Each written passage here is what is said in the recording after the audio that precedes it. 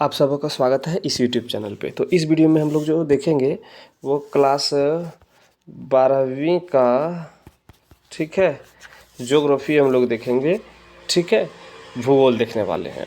तो देखिए, इसमें जो भी हम प्रश्न बताएंगे वो सभी प्रश्न इम्पोर्टेंट होगा, वीवीआई होगा, इसीलिए आप वीडियो को लास्ट तक देखने का प्रयास कीजिएगा। और चैनल के ऊपर आप नए हैं तो चैनल को सब्सक्राइब भी कर लीजिएगा, ठीक है, और प्यारा सा कमेंट कीजिएगा और वीडियो को लाइक अवश्य कर दीजिएगा। तो चलिए हम लोग पहला क्वेश्चन के ऊपर चलते हैं। तो पहला क्वेश्चन जैसे कि आप देख पा रहे होंगे, दिया गया है कि ग्रिफिथ टेलर द्वारा कौन सी विचारधारा दी गई थी। तो ग्रिफिथ टेलर द्वारा जो विचारधारा दिया गया था वो नवनियतिवाद था, नवनियतिवाद, जो ऑप्शन नंबर 3 में दिया गया है।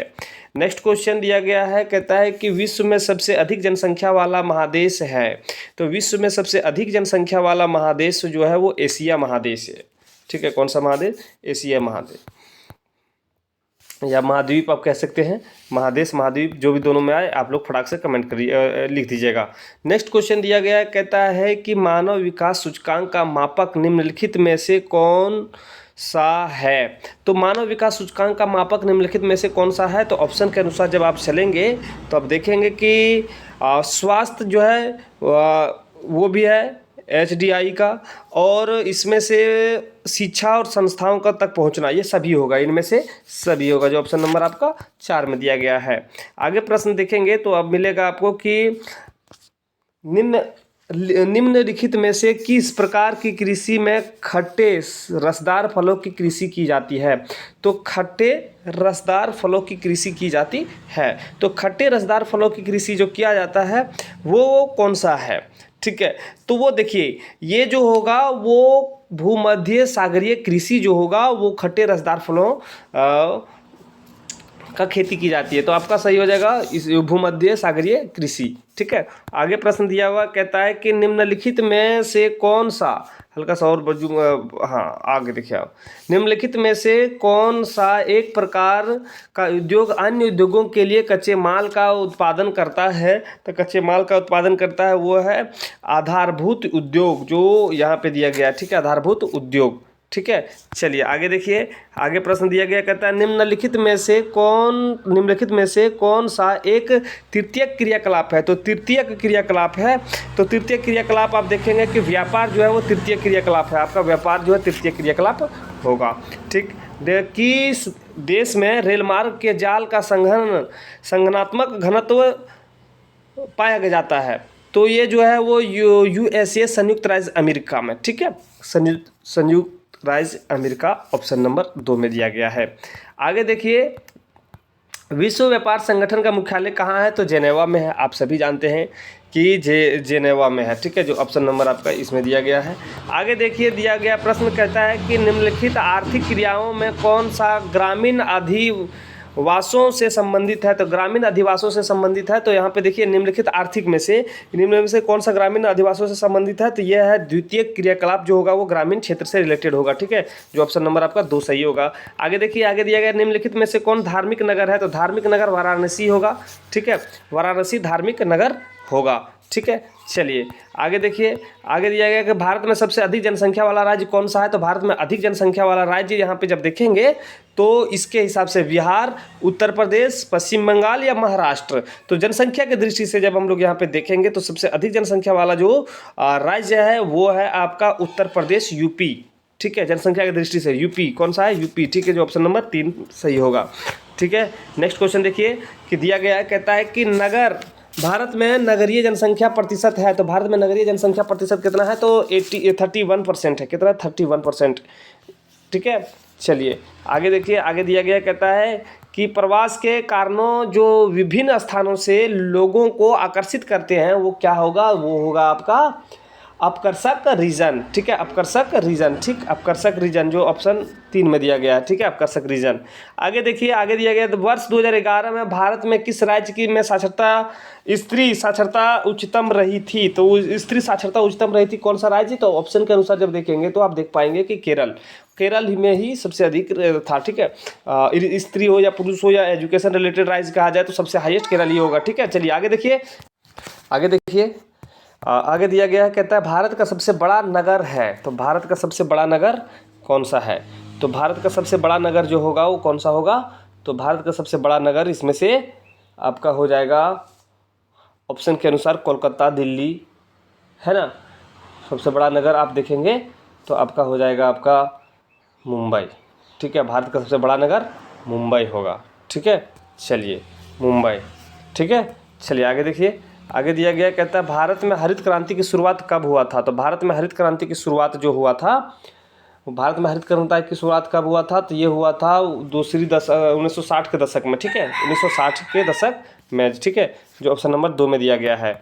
आगे देखिए दिया गया कहता है कि निम्न में से कौन सी रोपण कृषि फसल नहीं है? तो रोपण कृषि फसल इनमें से नहीं है। तो देखिए रबड़ रोपण कृषि फसल नहीं है, तो आपका मक्का रोपण कृषि फसल नहीं है। रबड़ को रोपा जाता है, कॉफी को रोपा जाता है, चाय को रोपा जाता है, लेकिन मक्का को रोपा नहीं बोया जाता, ठीक है। तो आपका सही हो जाएगा मक्का, ऑप्शन नंबर ये होगा, ठीक है।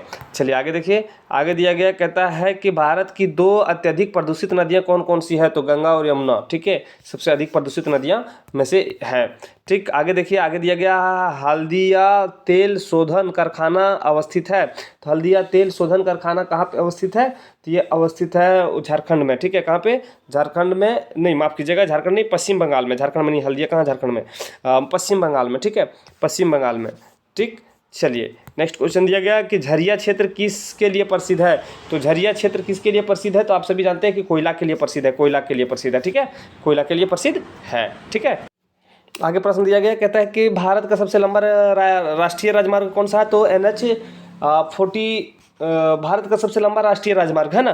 तो NH 19, 22, 44 और आपका है 26, जी हाँ। तो 4 में से आपका सही आंसर हो जाएगा कि सबसे लंबा रेल मार्ग के बारे में बात हो रही है। तो सबसे लंबा रेल मार्ग जो है वो आपका हो जाएगा NH 44, जी हाँ, NH 44 ही होगा, 22 नहीं होगा, NH 44 ही होगा, ठीक है, NH 44, ठीक।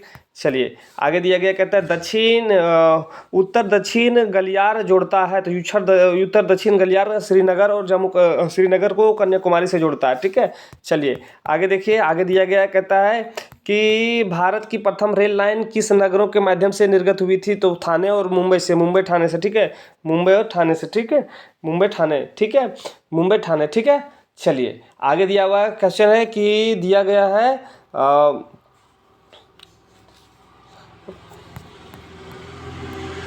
कोलकाता बंदरगाह स्थित है। बहुत इजी प्रश्न, कोलकाता कहाँ पे है? पश्चिम बंगाल में। तो कहाँ पे स्थित रहेगा? तो पश्चिम बंगाल में ही ना, तो पश्चिम बंगाल में, ठीक है।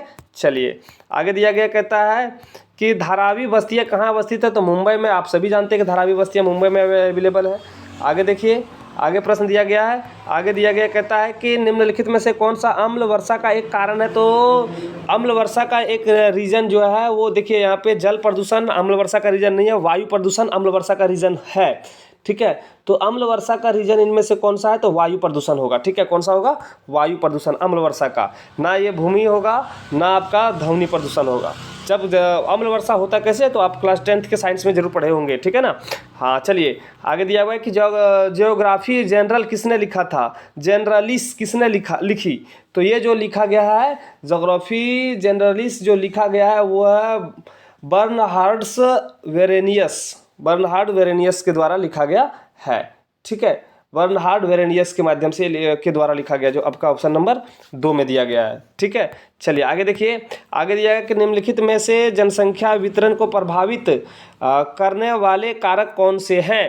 तो जलवायु है, मृदा है, जल की उपलब्धता है, इनमें से सभी, ठीक है, इनमें से सभी होगा, ठीक है, इनमें से सभी होगा, ठीक है। तो चलिए ये जो प्रश्न हम लोग देखें वो MCQ प्रश्न था। कुछ सब्जेक्टिव प्रश्न को हम लोग देख लेते हैं इस वीडियो में। चलिए कुछ सब्जेक्टिव प्रश्न की ओर हम लोग प्रस्थान करते हैं। देखिए ये सब्जेक्टिव प्रश्न है, बहुत इंपॉर्टेंट है, क्योंकि परीक्षा की दृष्टि से बहुत इंपॉर्टेंट। क्यों इंपॉर्टेंट है? आपको बताता है कि जनसंख्या वितरण को प्रभावित करने वाले तत्वों की व्याख्या कीजिए। ये प्रश्न है, देखिए ये 13 में, 14 में, 19 में और 22, 23 में पूछा गया प्रश्न है, ठीक है।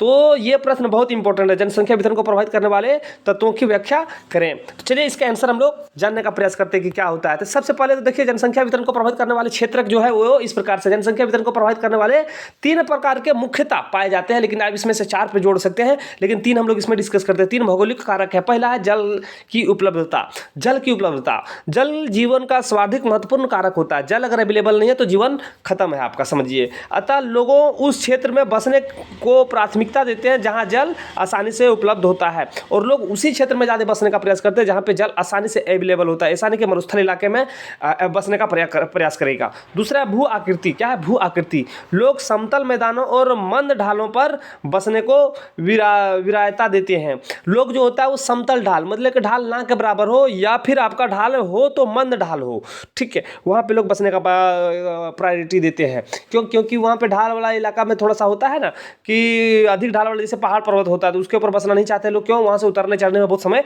लगेगा। तीसरा जलवायु। सुविधाजनक जलवायु वाले क्षेत्र में जिसमें अधिक मौसमी परिवर्तन नहीं होते हो, अधिक लोग को आकृष्ट करते हैं, ठीक है। तो ये 3 रीजन था भौगोलिक कारक जो जनसंख्या वितरण को प्रभावित करता है, ये तीनों कारण, ठीक है। एक और प्रश्न दिया गया, देखिए बहुत इजी प्रश्न है, बहुत इंपॉर्टेंट प्रश्न है। दिया गया कि मानव भूगोल की विषय वस्तु एवं क्षेत्र का वर्णन करें। ये प्रश्न है आपका, इसमें से और ऐड कर सकते हैं आप। प्रश्न इस प्रकार से भी पूछा जा सकता है। 3 प्रश्न का आंसर एक ही होने वाला है। मानव भूगोल के विषय क्षेत्र पर टिप्पणी लिखें, ये भी हो सकता है।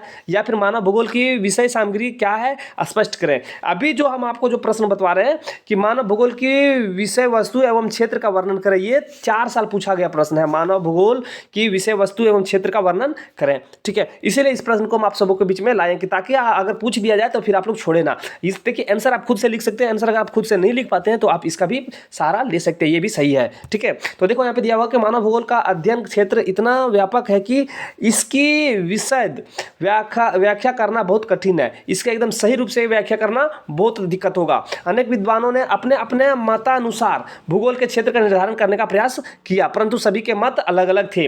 अलग अलग विद्वान ने अपने मत अनुसार भूगोल का अलग अलग क्षेत्र बांटने का प्रयास किया, लेकिन सबका मत अलग अलग थे, ठीक है। अतः प्रोफेसर हाउस्टन का विचार था कि मानव भूगोल की विषय सूची को व्यवस्थित करने और उसमें कोई क्रमबद्ध सिद्धांत बनाने में के प्रयत्न को के कभी भी स्वीकार नहीं किया जा सकता है।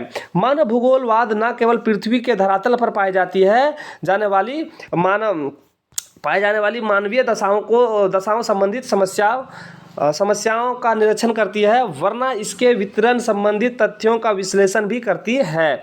विशेष स्थिति में कोई कारण अथवा फल क्यों उत्पादन नहीं हुआ, ये भी अध्ययन करता है। इस अध्ययन से पता चलता है कि अधिकांश वितरण भौगोलिक दशा, पर्वत, नदी, वर्षा, वन आदि से प्रत्यक्ष संबंधित है या नहीं है। दूसरी ओर यह मानव पर आधारित भी है। जैसे जनसंख्या का घनत्व तो कितना बढ़ रहा है, सभ्यता, शारीरिक मानसिक शक्तियाँ जो मनुष्य की अपने पूर्वजों से प्राप्त करता है, जहाँ मानवीय परिस्थितियों प्रत्यक्ष रूप से मनुष्य के कार्य वितरण पर प्रभाव डालता है, ठीक है। और वही भौगोलिक परिस्थितियां भी अप्रत्यक्ष रूप से कहीं अधिक कार्य करती है। अतः भौगोलिक परिस्थितियों और मनुष्य के कार्यों के संबंध का वितरण और प्रकृति का अध्ययन भी ही मानव भूगोल का विषय सामग्री है, ठीक है। तो यहाँ पे ये प्रश्न जो दिखाया गया था, आपको दिया था मानव भूगोल की विषय सामग्री क्या है, ये प्रश्न था, ठीक है। तो ये दोनों प्रश्न बहुत इंपॉर्टेंट है, इसलिए आप दोनों को आप अवश्य देख लीजिएगा। और वीडियो अच्छा लगा हो तो वीडियो को लाइक कर दीजिएगा। चैनल के ऊपर आप नए हैं तो चैनल को सब्सक्राइब कीजिए, प्यारा सा कमेंट कीजिए और दोस्तों के पास शेयर कीजिए। फिर मिलते हैं हम लोग नए पार्ट लेकर, आपसे अलविदा लेते हैं। जय हिंद।